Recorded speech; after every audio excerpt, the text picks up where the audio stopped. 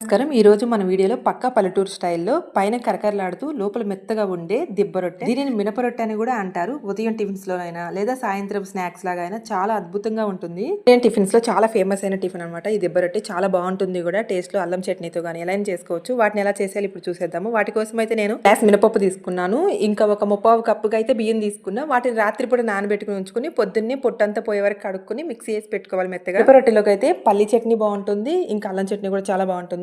అదైతే నేను ఇప్పుడు పల్లి చట్నీ చేసేస్తున్నాను. ఎలా చేసేయాలంటే పల్లీలు, పచ్చిమిర్చి అవన్నీ వేపుకున్న తర్వాత పచ్చి కరివేపాకు వేసి మిక్సీ పెట్టుకోవాలి. వేసుకోవడం వల్ల చట్నీ చాలా బాగుంటుంది. సాల్ట్, చిన్నులపాయ అవి కూడా వేసుకోవాలి, జీలకర్ర. ఇంకా వీటిలోకి అయితే నేను ఈ మినపరొట్టె కోసం అయితే కొత్తిమీర, పుదీనా, తరిగిన పచ్చిమిర్చి వేసుకోవాలి, కొంచెం జీలకర్ర వేసుకోవాలి, ఇంకా చిన్నగా కట్ చేసుకున్న ఆనియన్స్ కూడా వేసుకుని మొత్తం వీటన్నిటిని కలిసిపోయేలాగా పిండిలో వేసుకోవాలి. కొన్ని ఆకులు అవన్నీ కూడా పిండిలో కలిసిపోయేలాగా కలుపుకొని పక్కకు పెట్టుకోవాలి. సాల్ట్ వేసుకోకపోయినా పర్వాలేదు, ఎందుకంటే చట్నీలో సాల్ట్ ఉంటుంది కదా. నేను మినపప్పు నానబెట్టుకునేటప్పుడు కొన్ని బియ్యం వేసి నానబెట్టుకున్నాను కదా, అలా కాకుండా ఇడ్లీ రవ్వ కూడా వేసుకోవచ్చు. ఈ రొట్టెకి అయితే చాలా బాగుంటాయి. పుదీనా, కొత్తిమీర వేసుకోవడం వల్ల మధ్య మధ్యన పచ్చిమిర్చి నోటికి తగులుతుంటే ఈ దిబ్బరొట్టెలో చాలా టేస్టీగా ఉంటుంది. ఇంకా కొన్ని ఆనియన్స్ కలుపుకుని పెరుగుతో కూడా ఇది పెరుగు చట్నీ లాగా కూడా నంచుకోవచ్చు. అల్లం చట్నీ, పల్లి చట్నీ చేసుకుంటాం కదా, ఆ ప్లేస్ లో ఆ పెరుగు చట్నీ కూడా చాలా బాగుంటుంది. ఇంకా టైం ఉండి చేసుకోవాలి కానీ పప్పు చారుతో కూడా చాలా బాగుంటుంది. ఈ దిబ్బరొట్టె తింటుంటే చాలా కమ్మగా ఉంటుంది. చూస్తున్నారు కదా ఎంత క్రిస్పీగా కాలిందో, లోపల సాఫ్ట్ గా ఉంటుంది.